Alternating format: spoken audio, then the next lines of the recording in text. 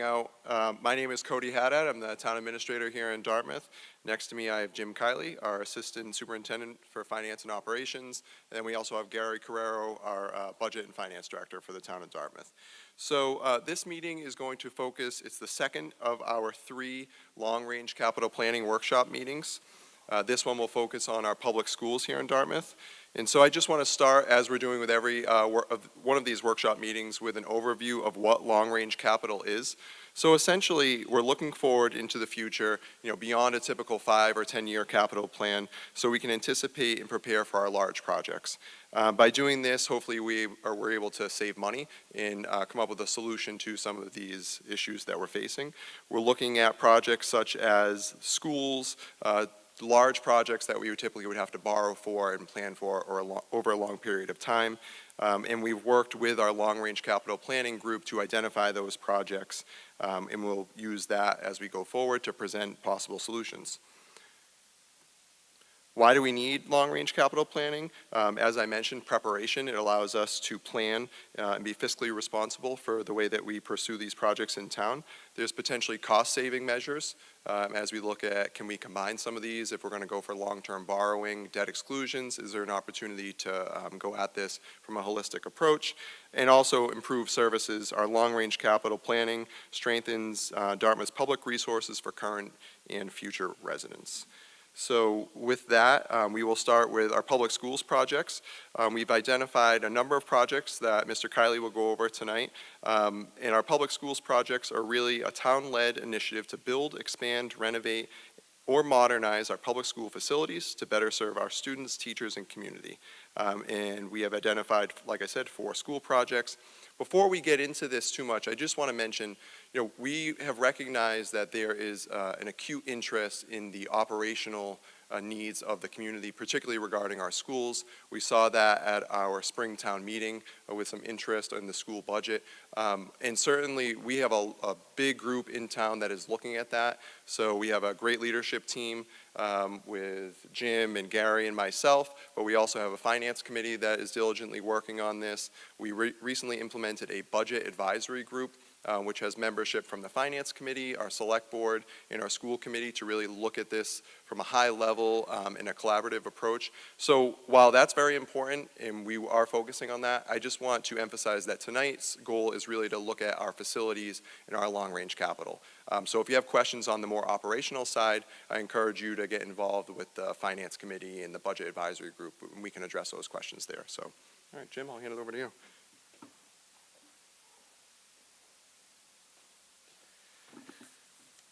Thank you, Cody.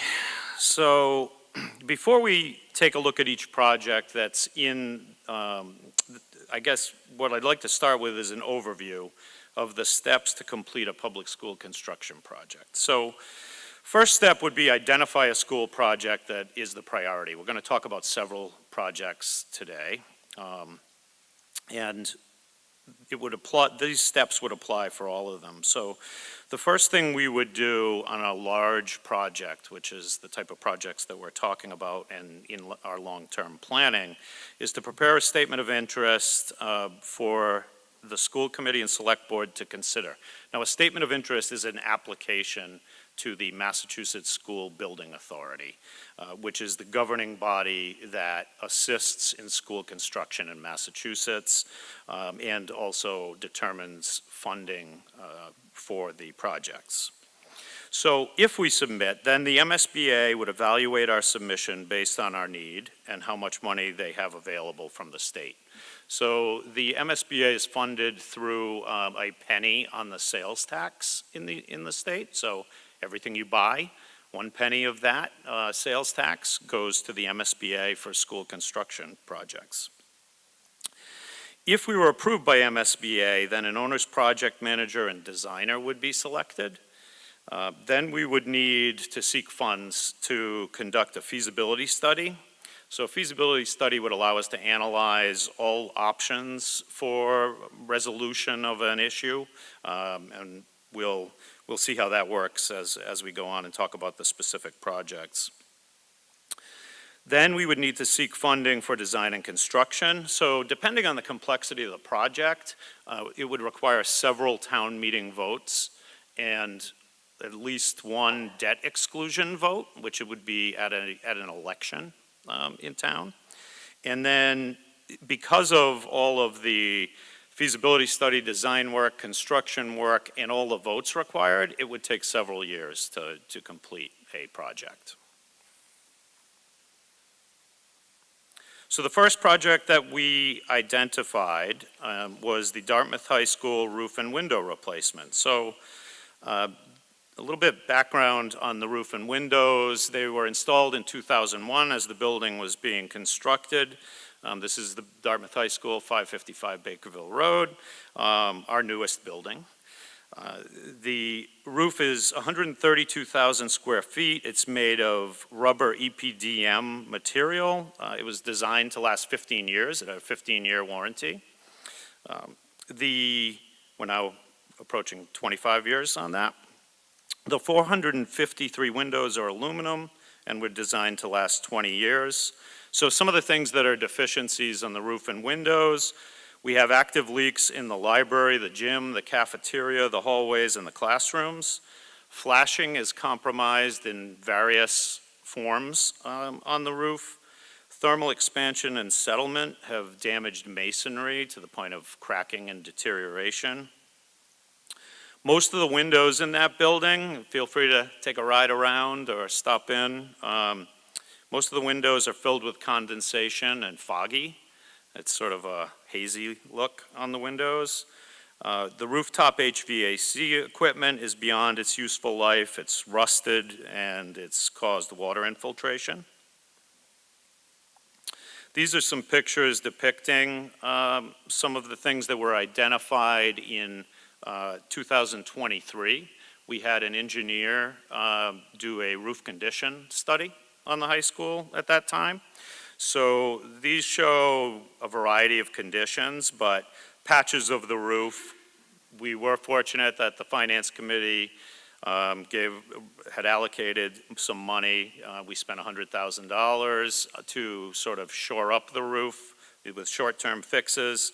So, you know, we're patching leaks. There's still more leaks that we can't fix and that money's expended. There's areas of masonry that needed to be cut away to investigate the leaks in the flashing. Foggy windows, you'll see at the top right. I didn't go looking for the worst window. I just happened to be in the library and I said, oh yeah, there we go.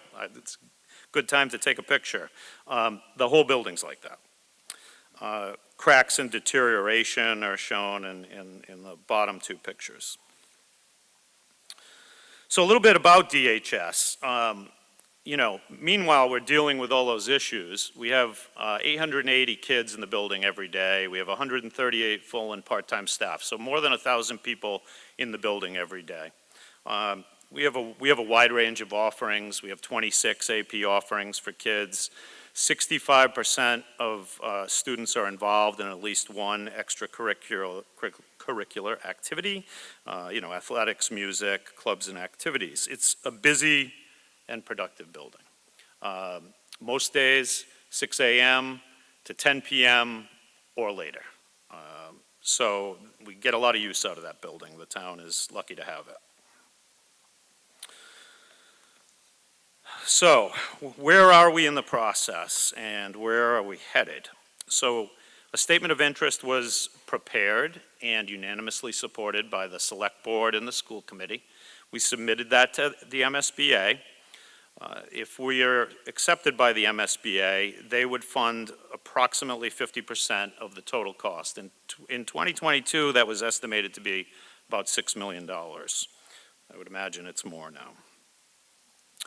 We are seeking $250,000 in funding at the October 21st town meeting, which would allow us to, if accepted by MSBA, to conduct a feasibility study, looking at all the options, determining what type of roof work needs to be done, how much masonry work needs to be done, and what materials we're going to use. It would also give us information about a project budget that we would be able to move forward with and ask for funding at a future town meeting.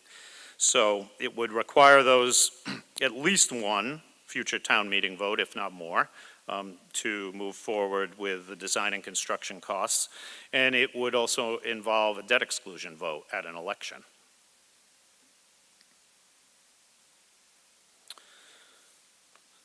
So the next project on our list is the replacement of this building. So this building's 193,345 square feet. It was built in 1956. We currently have 850 students here. The 2017 Facilities Master Plan recommended that this be a priority for a future project. The building systems have surpassed their useful life.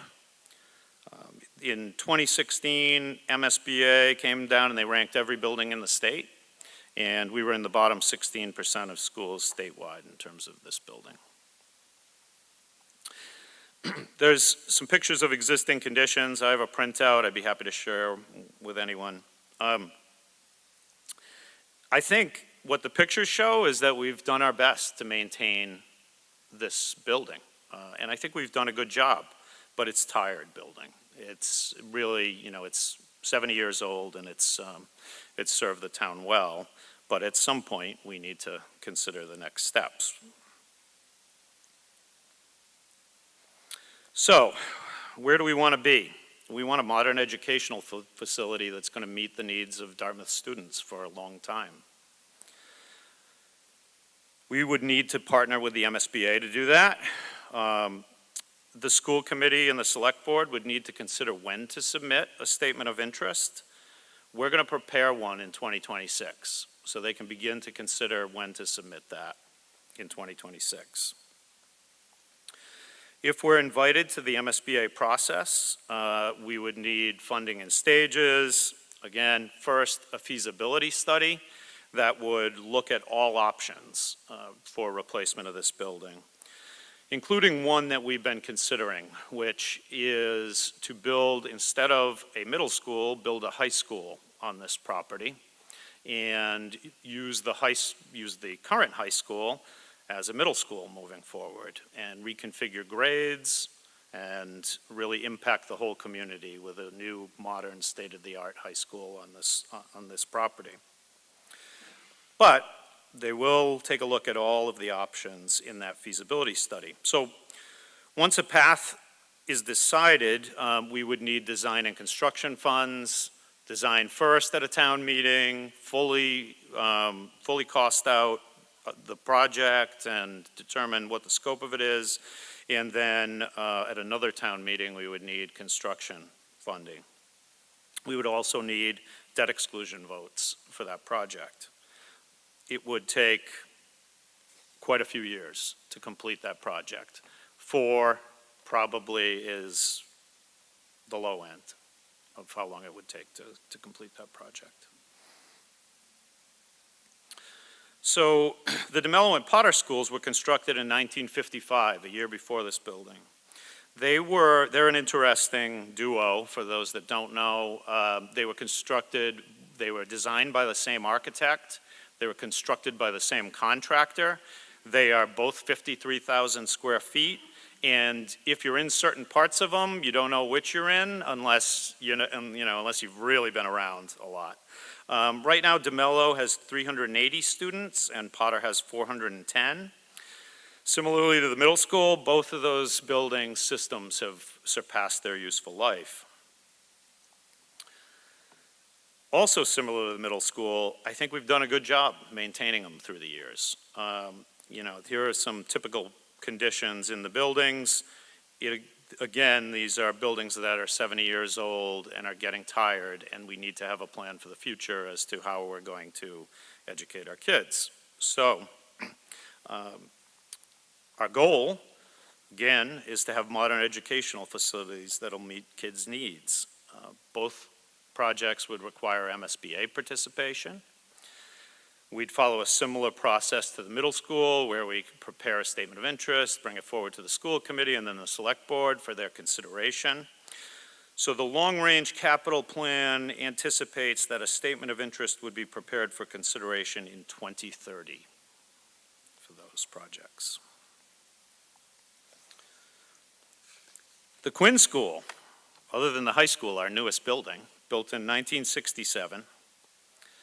has 120, almost 122,000 square feet, and 670 students every day. The building systems on this building have all surpassed their useful life as well. Similar to the other schools, I think we've done a good job maintaining them as best we can, and we'll need to do a lot more if we follow the schedule that we've talked about with the Long-Term Capital Planning Committee, which is to prepare a statement of interest for that building in 2040. Basically, it would be the same process that I discussed for the other buildings that we would need to follow. Prepare a statement of interest for consideration, and the boards in town would decide when to submit.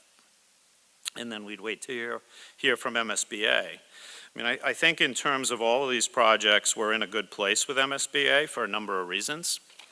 Number one, we haven't done a project with MSBA ever. The high school was under the Department of Ed's School Building Authority, which no longer exists. They took it away from the Department of Ed, and they created this entity funded by the sales tax. And it's a high-functioning group. They know what they're doing. They're very helpful in terms of determining scopes of projects, and so they do have a backlog in terms of time to accept projects into their system because they do have a limited amount of money. However, I think not having done major projects with them, I've done several roofs in my time here with them, but those are the biggest projects we've done, I think puts us in a good position.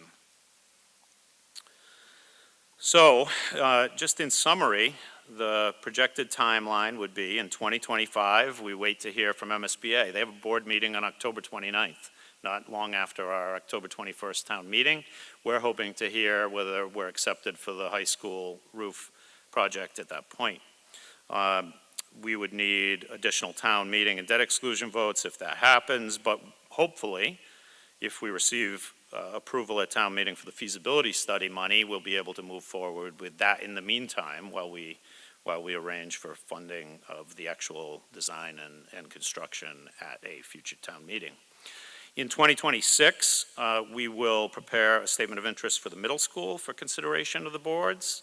In 2030, we're looking at DeMello and Potter School as a statement of interest, and then in 2040, the Quinn School. So those are the school projects that we've highlighted in the long-range capital planning process.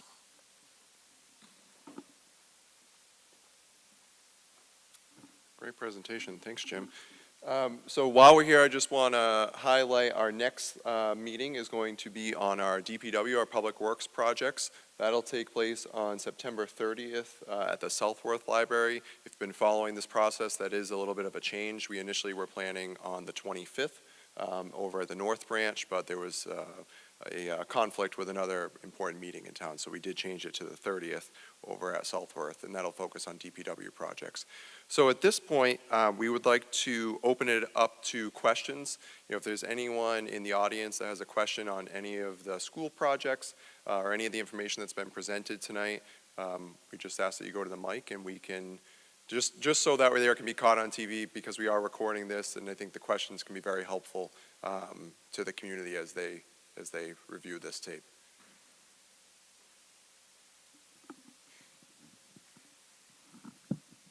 Hi, I'm Maureen, teacher and parent. I just have a question about what happens if the MSBA declines the roof project?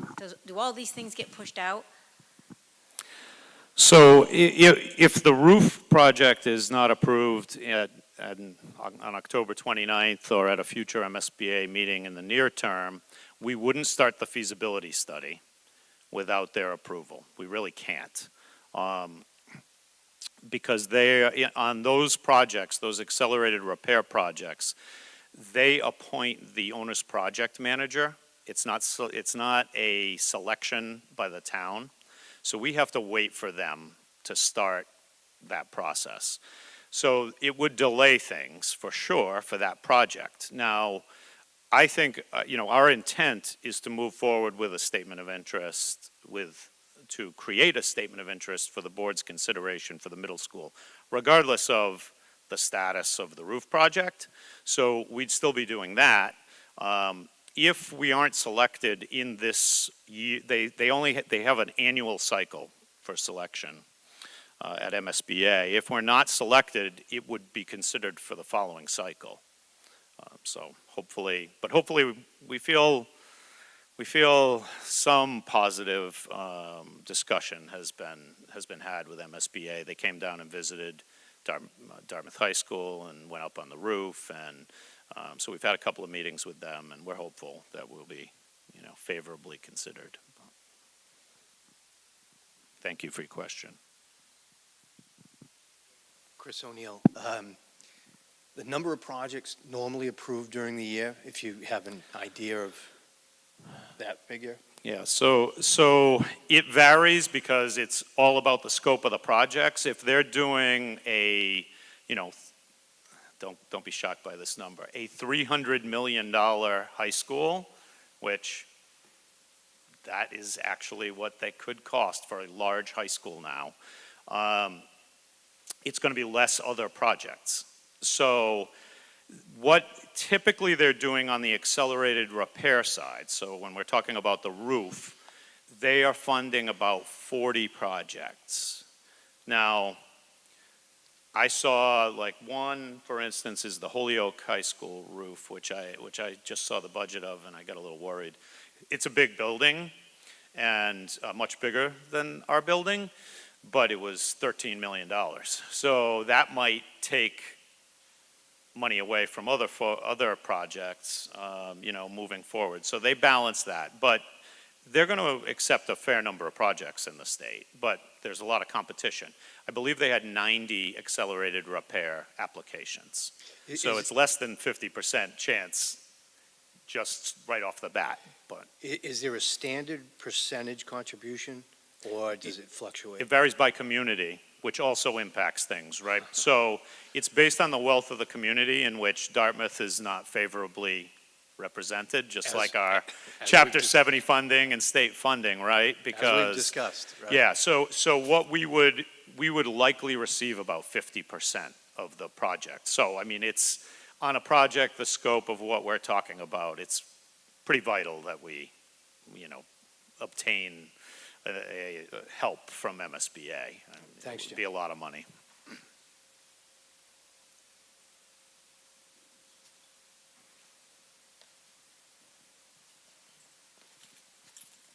Hello, Nathan Silva.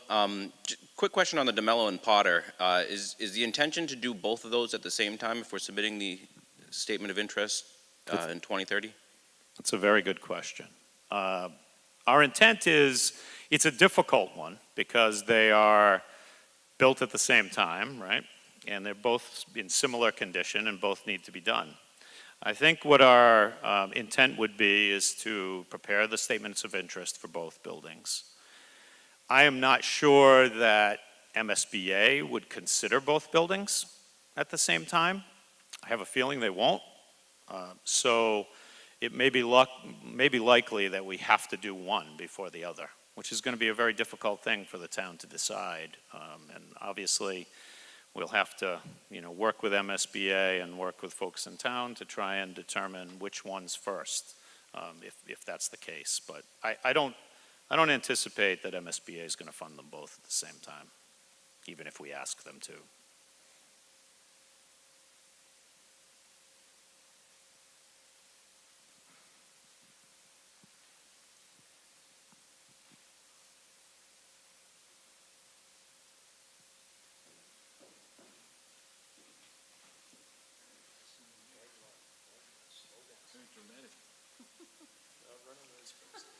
It's the fastest I've run in 60 years.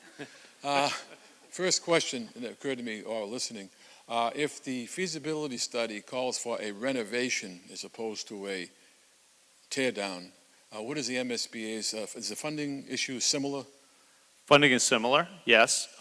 You likely would lose, if MSBA and the community agree that that's the way to go for any of these projects, you would likely lose some reimbursement percentage, because the MSBA, amongst its different ways, different calculations for reimbursement, includes calculation for energy efficiency and for essentially modernizing the buildings, that you won't be able to meet with a renovation project. That said, that might be 2 or 3% of the overall project, so while on a big project that could be quite a bit of money, it may be less expensive to renovate if they feel the building could effectively be renovated. But those would be things that you would begin to determine in that feasibility study phase with MSBA. But actually, the MSBA really is really a partner of the town, because they do a comprehensive study, and if they agree with what we're trying to do and they make recommendations, it's a good thing, because they could make a fair evaluation of our situation. I think that's a correct statement. They will not agree to anything that they don't feel is the best interest of, the project that we're talking about. So they're going to carefully consider the different options, and they will rule options out and just tell us that they're not going to partner with us on certain options if they're not the right option. So they know what they're doing. They have a very professional staff, very knowledgeable, and they'll work with the owner's project manager, the designer, the community, and to determine what's best. And in some ways, we might not have a lot of options. They may tell us, okay, if you want to do a school project, a construction project, it's got to be this. And we can decide whether we want to do it or not. One last very unfair question. Did we consider a 2 elementary school end-all as opposed to the 3 we have? Yeah, I mean, I think one of the things that needs to be considered if we proceed with any major school construction project, we need to carefully look at enrollment and determine how we could best meet the needs of the town. The one school that wasn't mentioned tonight is the 1922 Cushman School. It was highlighted in the 2017 Facilities Master Plan, and in every possible scenario, it was to close it. So that's something that needs to be considered. Now, in order to incorporate preschool without the Cushman School, you would need to size elementary schools right, and you would need to consider grade structure at the elementary level, grade structure at the middle school level, and grade structure at the high school level to make that work. So it will be complicated, like Mr. Silva mentioned, if they do not agree to do 2 buildings at once eventually, when the town gets there. It will make this much more difficult to accomplish, but still possible. It is the 3rd largest community in Massachusetts from a land area perspective. We currently now have elementary kids on a bus for an hour. If we locate 2 schools in town, it's going to be hard to minimize the time on the bus for kids. Pretty major factor, I think, for a lot of people. So it's something to consider. The other thing is a 800 student elementary school the right thing to do? And so we have to think about that carefully and consider that. But MSBA would partner with us in looking at that, those options for sure.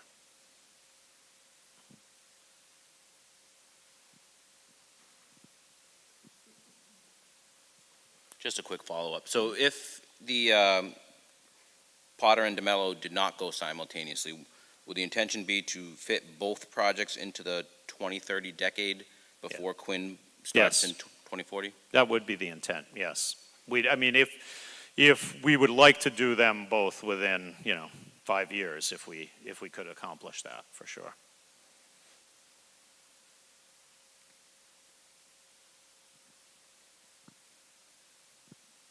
Any other questions before we wrap up here?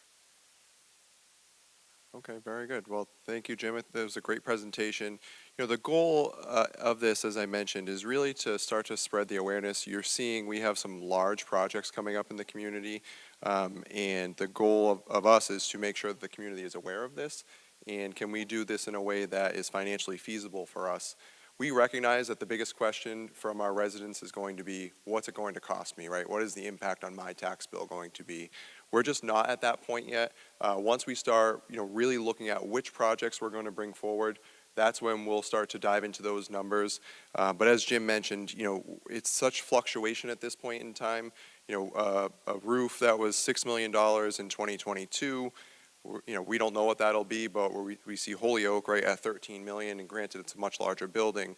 So for us to start throwing out preliminary numbers just wouldn't be accurate at this time, and we're just trying to spread awareness to these projects and make sure the community is aware. So stay tuned as we share more information on this, and we will share that information with the community once we have projects going forward. I think Mr.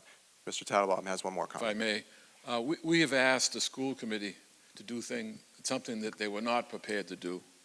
Look out as far as we have. These schools would have come along on a yearly basis. What do we do now? But we asked them to look way into the future, because that's the way the long-range plan.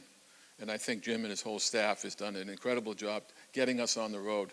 None of this stuff may come out exactly as explained. There's going to be a lot of adjustments and changes. But what he did for us is get us on the road along, because it's our biggest budget. We have a lot to do, and to get us on the road to plan so we can then make it feasible to get these jobs done and let our residents know what the cost is going to be as we go forward. So I sincerely thank what the school committee, the school administration has done to get us on this road to try to make a plan that makes sense and people can actually have opinions about and vote on, and we'll give them all the information that we can give them as we go forward. Thank you very much. Very good, thank you. With that, I will close. If anyone has any follow-up questions or anyone watching this live or in the future, feel free to reach out to Jim's office or my office directly, and we will work to answer your questions. We thank you all for coming out. Have a good night. Thank you.